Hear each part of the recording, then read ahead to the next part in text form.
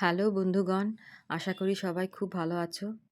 আজ সকালে উঠে হাসবেন্ড বলল মাটন রান্না করবে।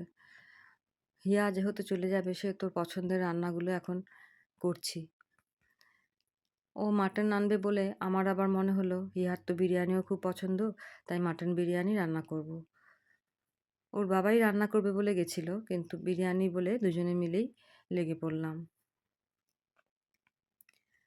মাংসের মধ্যে সব রকম মশলা, আদা, পেঁয়াজ, রসুন, টমেটো, কাঁচা লঙ্কা, কাশ্মীরি লঙ্কা, টক দই, বিরিয়ানি মশলা সব দিয়ে মেখে ম্যারিনেট করে রেখে দিয়েছিলাম।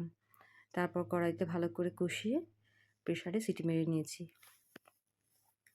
আর চালটা দেরাদুন রাইস চালটাকে 90% কুক করে রেখে দিয়েছি। আর কিছুটা বেরেস্তাও ভেজে রেখেছি। তারপর কড়াইতে মাংসটা প্রথমে দিয়ে তার উপর পরতে পরতে চাল, কিছুটা বেরেস্তা, কিছুটা বিরিয়ানি মশলা আর ঘি এসব দিয়ে সাজিয়ে নিয়েছি। জানো তো বন্ধুরা, কদিন ধরে মনটা ভীষণ খারাপ। ঠিক মতো পোস্টও করতে পারছি না। রিলস বানাতে তো ইচ্ছাই করছে না। নিজেকে কেমন যেন লজ্জিত লাগছে। একটা মেয়ে, বাচ্চা মেয়ে ওইভাবে মরে গেল।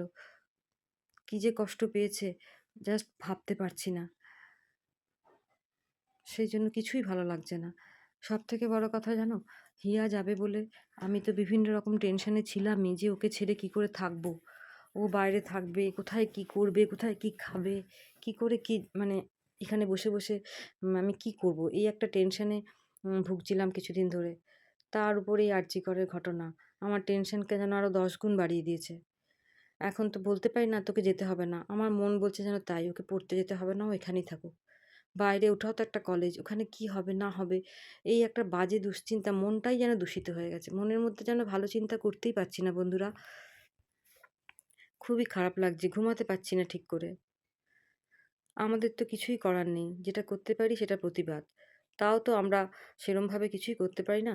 কিন্তু যারা প্রতিবাদ করছে অনেক সোচ্চারভাবে যারা রয়েছে তাদের সাথে সাথ দিতে পারি আমরা।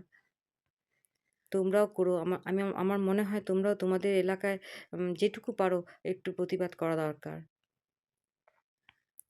যতদিন না দোষীরা শাস্তি পাচ্ছে ততদিন যেন শান্তিতে ঘুমাতে পারবো না মনে হচ্ছে।